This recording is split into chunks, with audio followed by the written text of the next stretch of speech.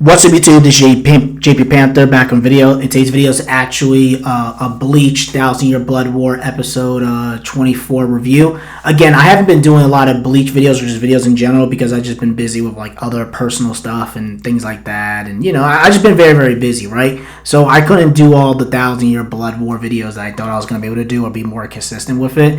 And also on top of that, it's kind of like, if you guys don't know, I've read the manga, so I kind of knew what's going to happen. And I kind of wanted to do, like, content that was, like, again, like, you know, the zombie thing and, you know, PP and all that. You know, like, I was just like, all right, I don't feel motivated to do a video. But this week's episode, I definitely want to talk about it. And again, I will definitely do next week's episode as well. I'm going to try to be consistent with these videos. I was going to do like other stuff, like maybe like the strike video, stuff like that, but then they already ended their strike, so I was like, it was no purpose in me doing it anymore. So yeah, I'm going to try my best to be more consistent with the videos, but I've just been busy with like personal stuff and, you know, real life stuff happens, you know what I mean? That's just how it is. At least to give you guys, at least let my subscribers know, that's why I haven't been uploading videos like crazy. So again, just to address that part. So again, let's talk about the episode. I will say this, right? I like this episode because if you guys don't know, right, in the manga in the 1,000-Year Blood War, the interaction with Ichibei and Yuha, we didn't get to see that. In the manga, it was all over the place. It was just like, I'm here, Ichibei, and that was it. You know, then they fought and all that crap, right?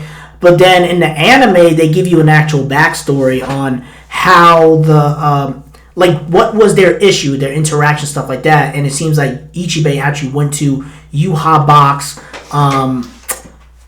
his Von der Wright Empire and stuff like that to talk to him and saying that, you know, this is how it is, this is how it's supposed to be, and we're trying to find peace and solution. And then Yuha Bak opened up his eyes with the Almighty, you know, pretty much he has the Soul King's eyes and power, stuff like that. And Ichibei, because again, this didn't happen in the manga, right? So Ichibei has, I guess, the right arm of the Soul King and some of the powers as well. And then the other subordinates of the Quincy's try to shoot Yuha, and then Ichibei and things like that, and it just went back at them. And they were just having this really deep conversation. And Yuha Bak's like, you treat me like a baby. He's like, no, I'm not treating you like a baby. Just this is how the world is. This is how it's supposed to be to maintain the three worlds. And then he talked about how the whole concept of living in fear of death, pretty much to sum it up, is that he wants to live a world where there's no death, because Bleach is about death and destruction, all this other stuff, right? So he wants to live in a world where you don't have to live and worry about dying, worry about your life being taken away.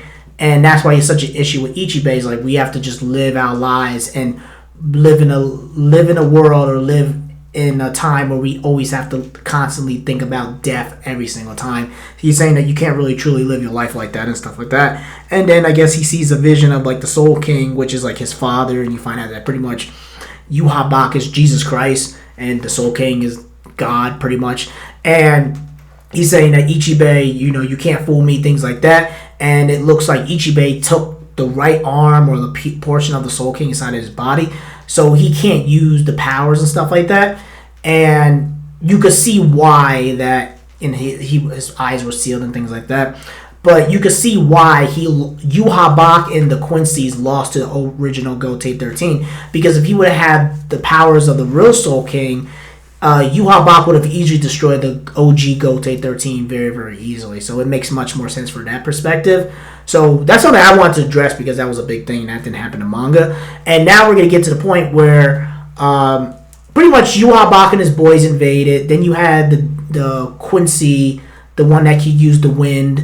He gets killed just like that. Then you had the other, I can't remember all their names, but the Squad Zero member who could sew and, you know, has multiple arms and things like that. She pretty much said that to Yuha Bak, you feel very confident and cocky that you beat Yamamoto and things like that and invade the World Palace. And then you have it where it's pretty much fights, and then, you know, you would think that she lost, but she didn't lost. It was a whole, pretty much they had a fake stage of the Royal Palace. Then you had the other Zero Division members pop up.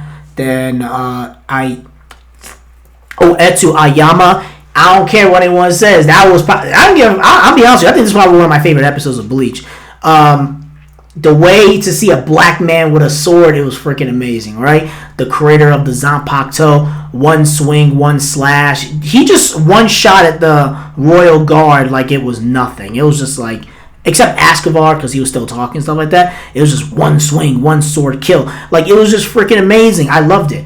And also, it was crazy because Yuha Bak was able to just throw his medallion and just get out of the trap that the trees and trap, like, pretty much he got out of the cage pretty much, right, that he was trapped in. And he's like, Ichibei, let us through Ichibei, whatever. He's like, do not say my name lightly.